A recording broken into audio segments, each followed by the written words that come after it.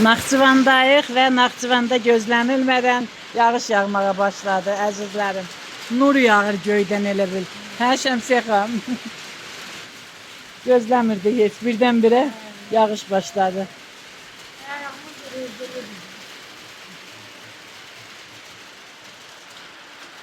Bugünü bize yaşattığınız için. İri-iri yağır. Özdə elə bil dolu yağışıdır. Bugünü bize yaşattığınız için size teşekkür ederim. Sağ ol qadası. Hər birinizə təşəkkür edirəm. Gedək görək qızlar neynir içərdə.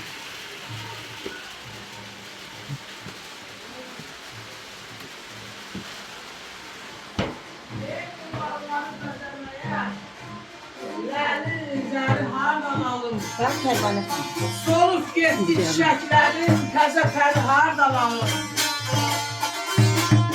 Olmuşuk lal, olmuşuk kar. Susub nəğmə, kiriyib tar. O nəğməkər, o bəstəkar, kan tərtəri hardan alır.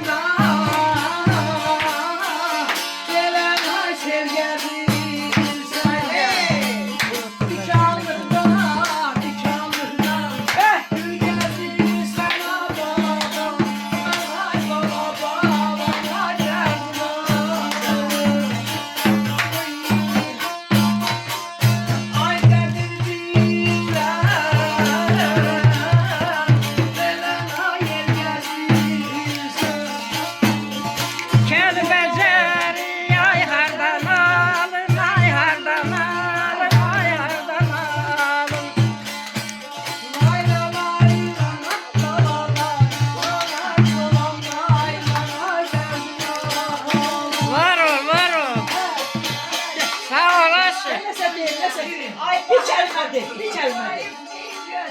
Amin.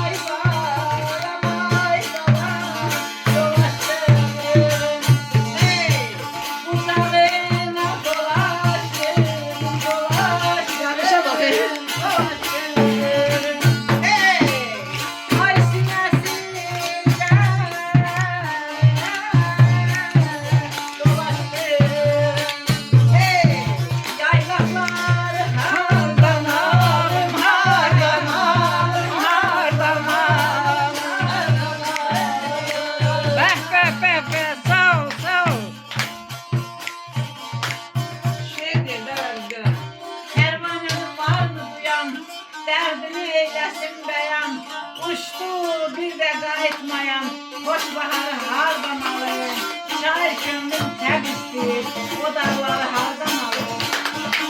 Hə. Sağ ol, sağ ol. Teşekkür.